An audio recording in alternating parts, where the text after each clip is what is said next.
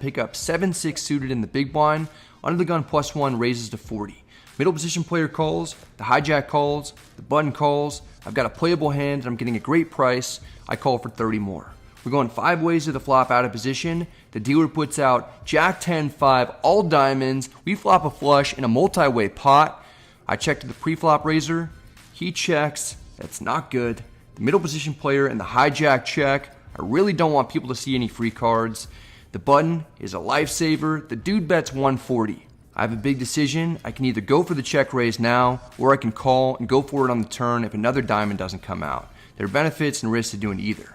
I choose to stay patient. I just flat to set the trap. There's actually no guarantee that I even currently have the best hand. The players behind me fold. It's down to heads up. The turn is the 9 of clubs. If we were ahead before, we're still going to have the lead. I check. Let's see if the button wants to continue firing. He definitely does. He increases the sizing to 350. I have 12-10 total, and the opponent has me covered. Part of me is worried that I might be up against a better flush. If that's the case, that's just bad luck. I'm never folding. It's time to pull the trigger. All in? He said all in. I call. I got a big draw. Well, once, twice, what do you want to do? Let's go once. All right, gentlemen, we're on the board. Take care of the pot. The opponent shows that he has ace-queen offsuit with the ace of diamonds. He has a combo draw, but a straight won't give him the winner. He's drawing to just a few outs. The dealer puts out the 7 of hearts to seal the victory for us. The first big hand of the session is a full double up. I haven't had a big win the last few times playing leading into today, so it feels great to take down a huge pot right off the bat. I'm immediately up 1,400. Next I've got 7-6 suited in middle position. I opened at 20. A longtime viewer named Chris 3 bets to 60 from the hijack. I don't particularly like folding suited connectors. I call for 40 more. We're heads up, and the flop is 9-8-6 with 2 diamonds. We've got bottom pair and an open-ended straight draw. I check. The hijack makes a slight down bet to 55. That's reasonable. I call. The turn is the king of hearts, not my favorite card to see. I check. The hijack checks back. This is interesting. Maybe he has something like ace king, queens, jacks, or tens. The river is the 7 of diamonds. We make 2 pair, but there are 4 to the straight, and the flush draw gets there as well. Some draws probably would have continued firing as a bluff on the turn, so I'm actually not too concerned about being beat. I don't want to check and have all worse hands check back. I bet 125 for pretty thin value. If I get raised, I'll just have to fold. The opponent isn't happy to be facing a bet. I'm feeling much better about my hand, especially when I hear what he thinks that I got there with. That's not what I have, but I'm glad that he's worried about it. He calls. I turn over the winner. He wasn't expecting to get beat by 2 pair, especially bottom 2. He shows for the vlog that he has a hand that there's just no right way to play. Jiggities. No good. Yeah. Going for thin value pays off. We win another pot. This one gets us back over the even mark for the day. We cruise for a while before picking up 7-6 suited on the button. Player in middle position raises to 75. The cutoff calls. Our hand is fun to see a flop with and play in position. I call. Small blind calls. Under the gun straddler calls to close the action. It's a 5-way hand. Usually it's a sign of a great game when we're seeing this many multi-way flops, and this is no exception. The dealer puts out 10-9-8 rainbow with no club. We flop the low end of the straight. Small blind checks. The under the gun player doesn't care that he wasn't the pre-flop aggressor. He's got to get money in there, and he won't wait to do it. He bets 200. The initial pre-flop raiser folds. The cutoff calls. Our hand isn't going to get any better than it is right now. There are a number of cards that will cause us to potentially lose or will kill the action. We need to play this aggressively. I raise to 1,000 in order to get as much money in as we can immediately. If anyone has a higher straight, we're going to double them up. Small blind folds. The under the gun straddler regrets making his impatient $200 bet. He folds. The cutoff was interested, but not $1,000 worth of interested. He folds. We let him know that we had it as we show 5 cards in a row. Profiting 700 without seeing a turn isn't the worst result for the hand. We're winning over 3,000 again on the session. Next we're dealt 7-6 suited under the gun +1. We can mix in raising or folding. I raised to 30. Norm's cousin Norman calls. The big blind calls as well. He just got bluffed in a big pot and might be tilting a little. We're going 3 ways to the flop. It comes king 5-3 with 2 hearts. It's our second straight flush draw of the day. Big blind checks. We were the pre-flop aggressor and have the nut advantage since we're the only player in this situation who could have pocket kings. I bet 50 to build this pot up for when we eventually hit our massive draw.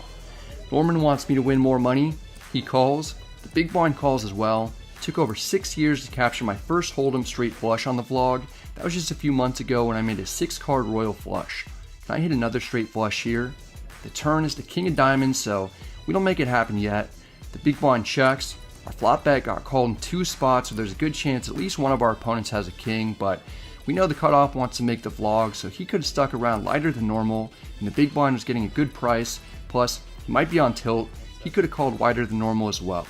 I continue repping a king or better. I bet 170 to weed out most hands worse than trips. The cutoff isn't in a rush to make a decision. He thinks over his options carefully before ultimately folding. The big blind doesn't believe the story that we're trying to tell. He calls. Maybe he has trips, or maybe he's calling on the lighter side since he's closing the action.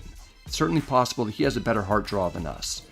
The river is the ace of spades, resulting in another missed straight flush draw. Again, we had way too many cards that would have given us a big hand. When we flop middle pair on a king high board, we drill 2 outers immediately, but when we have 12 outs twice, the universe shuts the door in our face. You know what happens when one door closes though, right? The window opens. The big blind checks, giving us an opportunity to steal this one. Another high card on the board isn't good for the big blind. He'll never have aces, kings, or ace-king when he just flats the initial pre-flop raise. He probably would have check raised on the flop with a set or 2 pair as well. I wouldn't be surprised to see him show up with a missed heart draw or pocket pair like 9s, 8s, or 7s. Those hands, worse than trips, will absolutely hate facing a third bet. I triple barrel betting 250. I didn't need to bet too much to get a better high card hand or third pair to fold. 250 should look like we're trying to milk the opponent and he'll perhaps be more willing to fold. Instead, the big blind check raises to 750. He only has 13-15 total, so he's got 565 behind. My first thought is that I shouldn't have emptied the clip against someone who was just bluffed minutes ago, because then he can do something like this and I'll have to fold even if he's bluffing. My next thought is that if he's doing this as a bluff, perhaps we can re-bluff him.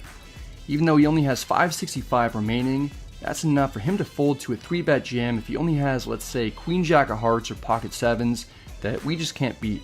Not only could he be weak, even if he's somehow towards the top of his range is capped. If we 3-bet rip it for just a few hundred more, it'll look like we've got the absolute nuts. We could definitely have pocket kings, ace king, and maybe even aces full, although we would have checked aces on the turn. Still, the big blind just won't have those hands. I get as gutsy with the play as I've ever gotten, and I 3-bet jam for 13-15 effective, knowing my opponent has very little behind. There's no snap call, so it's unlikely we're up against a full house of any sort. Honestly, if I was in his shoes against certain players, I'd even fold 5s full of kings in this spot because it's so rare that someone 3-bet jams on the river when their opponent doesn't have much behind. I've never tried to attempt anything like this, but I've often been in similar situations when I've actually had the nuts or something close to it, and the opponent realizes that I can never be bluffing when I'm jamming for such a small amount more, and the opponent will fold a monster, even though they're getting great odds to call because they reasonably want to save money. Maybe this isn't the best spot to make this move since the opponent just got bluffed and was shown it, especially now that he's taken his time with the decision. It seems like he wasn't check raising as a bluff on the river after all. He probably has trip kings. In poker, when you attempt these wild moves, you're either going to look like a genius when they work, or you're going to look like a complete moron when they fail. Today, I fall on the moron side. The opponent calls. Alright, try to get a Hail Mary bluff through. It didn't work. No, not this time, man. I thought you had a king, but I just thought you didn't have ace king and didn't have 500 behind. Yeah, Come on. If that's why I thought it was going to be more believable, man. I thought it was believable. Nice end. That was sick. I get too ambitious, trying to make a crazy bluff that blows up in my face. Not only do I lose a huge pot in an embarrassing way, I go from being up almost 900 to being stuck 700. The profit completely evaporates, and now I'm in the hole when I could have just folded after betting 250 on the river to remain up several hundred.